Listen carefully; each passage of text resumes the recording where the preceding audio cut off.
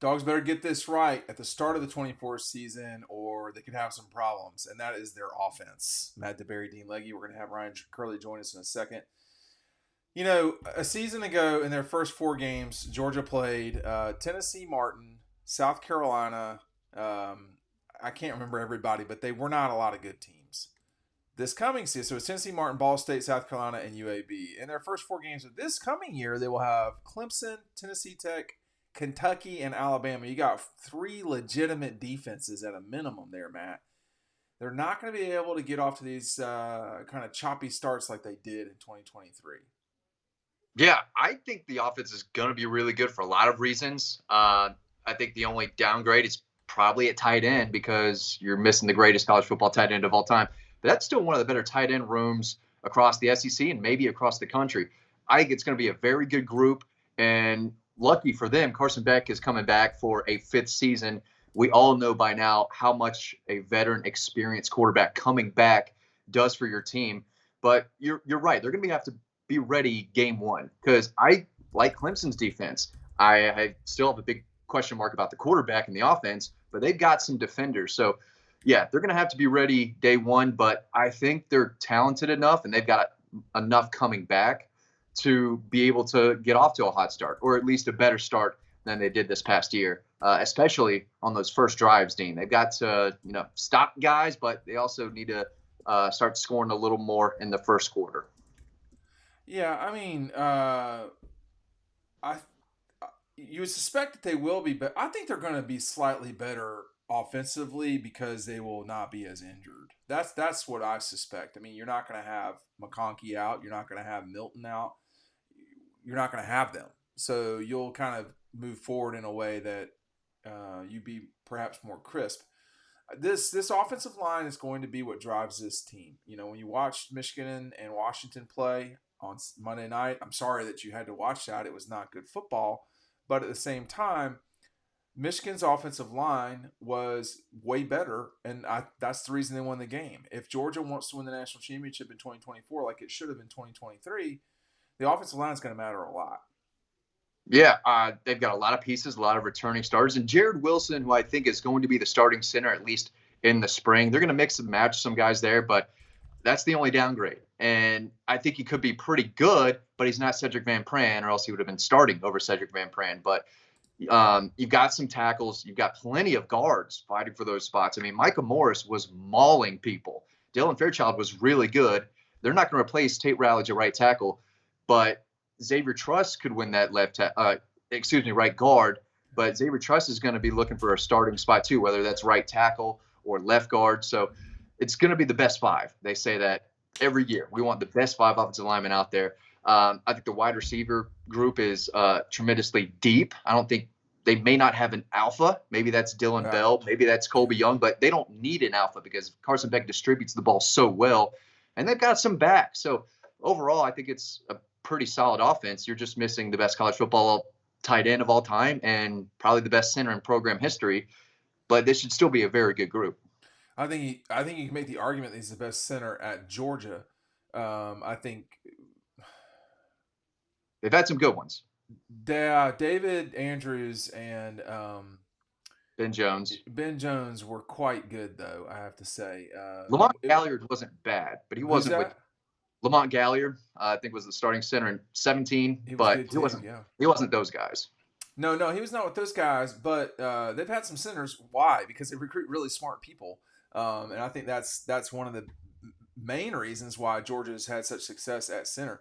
But they can't just they're gonna have to make sure that they are clicking. I mean, listen, Clemson is not as good as Georgia. They are not. But as we bring Ryan Curley in on the call, they're not as good, but their defense is pretty good. And that's the part that I would be worried about, Matt. If you're Georgia trying to get off to hotter starts, you're starting the season with a program that has been very good on defense. You can say what you want about Dabo and Clemson and all this over the time. They have always had a pretty good defense. The offense is not quite the same, Matt, but the defense is pretty good.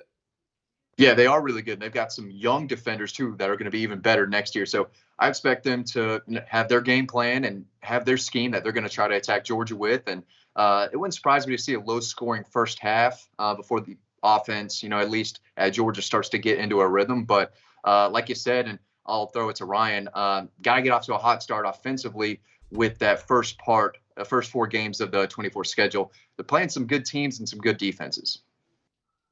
We talking about the Clemson game? Is that what's going on? Check, Well, check, 1, 2. we're really talking about getting off to a better offensive start in the first quarter of the season, in the first quarter of games. Yeah, I think it's tough to. We don't know if that's going to carry over, right? I mean, because it's going to be a different team, a different offense. I think at the beginning in September, maybe you could chalk a little bit of that up to Carson Beck getting his feet wet again, trying to. I don't know if you guys touched on that yet. Trying to get acclimated to being out there playing meaningful football. I think that definitely was part of the slower starts at the beginning of the year against the cupcake teams. But I mean, during the second half, how many times was that I guess it was a real issue the entire season. Bama. Well, No, they Bama, went they right down scored the on the field. first drive. I mean, Yeah. I think to some degree, y'all.